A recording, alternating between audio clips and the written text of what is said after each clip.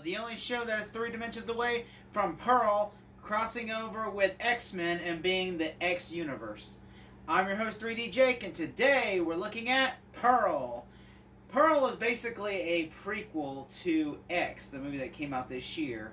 Just came out a couple months ago in March, and so now this movie come out in, I believe, September. And this movie is essentially a prequel about the old lady Pearl, who's also played by Maya Goth. And this time is set in like the 1940s, 1930s. And basically, you know, her husband Howard goes to war, and on the farm she gets into, like, she lives with her mom and her dad, and chaos ensures when she has romantic relations with the Scarecrow. And she also, you know, fantasizes about being loved and wants to be a star so bad to where she basically is a psychopath and goes on a killing spree, killing everything in her sight. The movie's kind of, I've been hearing people compare it to The Wizard of Oz. Like, imagine if Dorothy never went to Oz, but instead on the farm she was a psychopath. That's basically Pearl. And so I can see that. I mean, like, it's very, like, heavily based on 1930s movies, you know, very Judy Garland-esque movies, you know, like, even the score is very 1930s movies, and it even feels like, you know, some parts even feel like a 1930s film.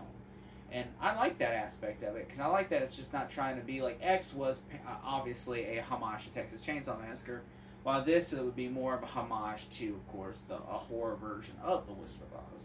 And I like that, you know, and it's, you know, it does kind of have that Clark Gable, Gone with the Wind feel to it, you know, those classic movies like Casablanca and Gone with the Wind, and, you know, those classic movies. And so I really respect that aspect of it. The movie, of course, stars Maya Goth, again, who played 2 roles in X, and, you know, the old lady Pearl, and she also played, you know, the lead in that film. But in this one, she plays, you know, Pearl as a young lady. And this movie, I really respected this movie, because this movie was actually shot on set of X.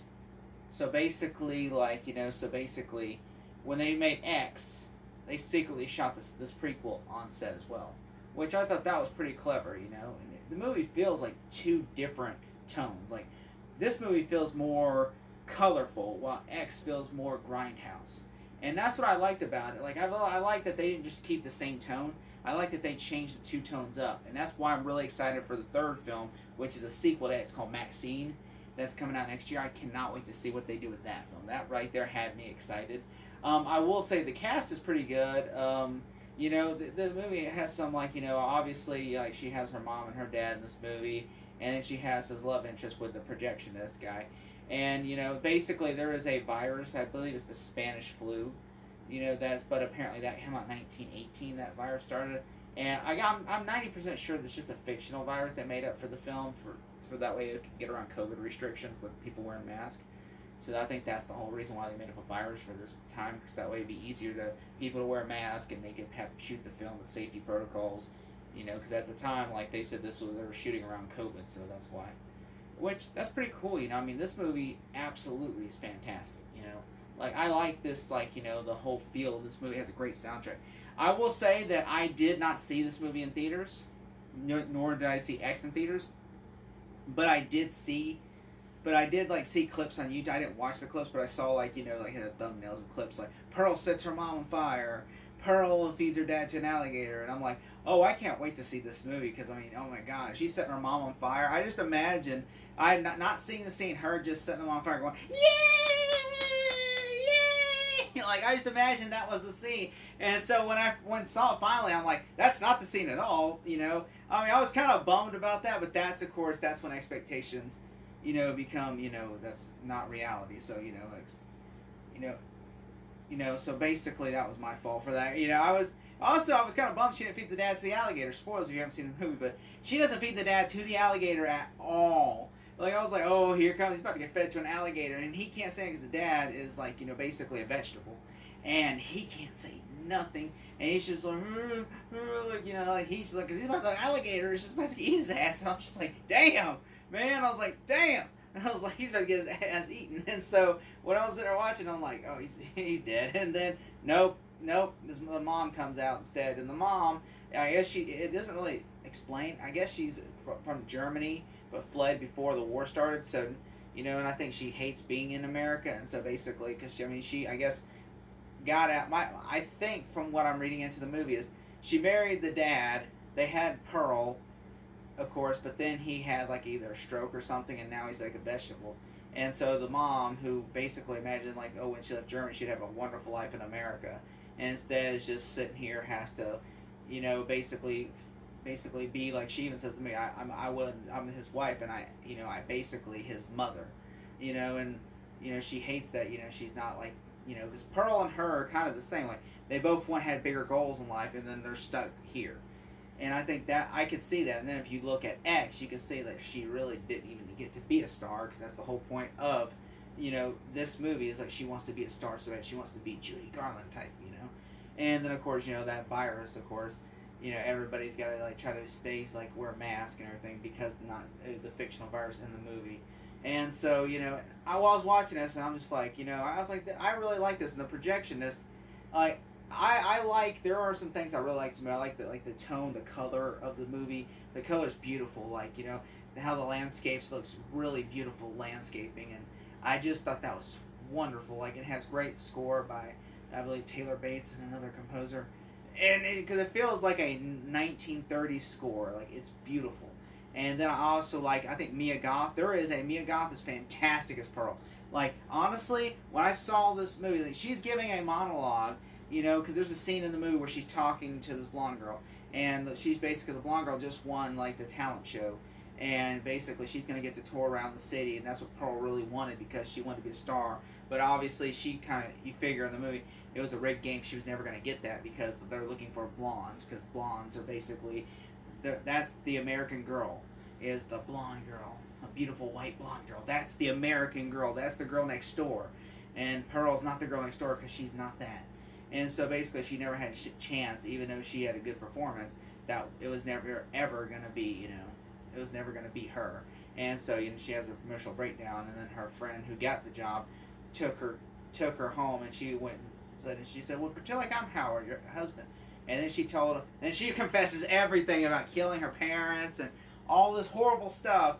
And then, of course, like, and like she's just crying. She's giving this great monologue to where I'm like, I'm even incapacitated by her performance. I'm just like, I believe everything she's saying. And I'm going to tell you right now, she can cry on screen beautifully. Like, I was watching this and I'm like, I've seen a lot of people cry on screen. And there's some dumb cry moments. Like, I've seen like moments, even in the original Spider-Man trilogy, where I'm like, some of the crying in that scene just came off like cheesy. But like, her crying, when she was crying, I actually believe she was really crying. Like, I would not be shocked if they said they actually slapped her in the face, or if she just like something, thought about something horrible and started crying, because that is so good. Like, I believed 100% she is crying. Like, I was like, wow, she is actually crying. I really enjoyed that. In the end of the monologue, and I mean, and they even really show she does get a great performance as Pearl. Like, I would not be shocked if she got nominated for an Academy Award this year, because she's such a good actress, in this movie. Like, I mean, she does, like, there's even moments where she has range where she just jumps, like, she can pretend to be like, this dumb girl, and then she becomes this mastermind, homicidal maniac, and you even see where, she's trying to understand why, it almost kind of is like, her performance is, she doesn't understand why, like, people aren't real with her, which people are just trying to be nice, they're not trying to hurt her feelings. And then, when they be real with her, she just kills them. And so, like, and it's just, the violence is okay. I mean, I would say X is gorier, in my opinion. But there are some great moments. Like, I mean, the color grading is fantastic. The score, the acting is great. I don't think there's any bad performance in this movie. Even the mom. It turns out the mom was the intimacy coordinator on the first movie, X. And so they basically, and she's not even German. She literally learned German, I guess, on set or while they were in quarantine for this movie.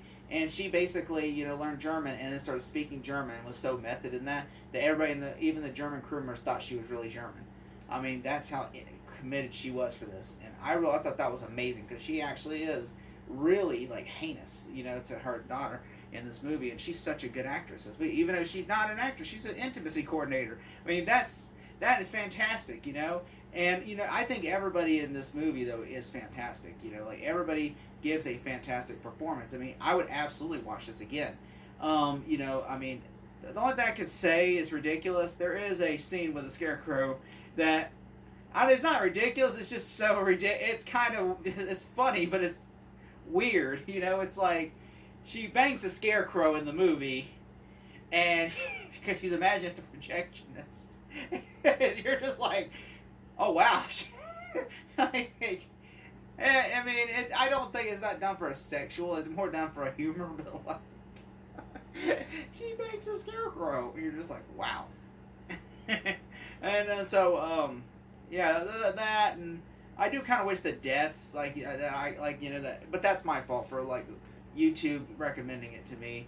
Like I really wish that I kind of like she would like, because she like the way you think her parents are gonna die in the movie are not exactly what you think. Like her dad she suffocates him to death rather than throwing him, which I thought would have been cooler if you'd have fed him to the alligator.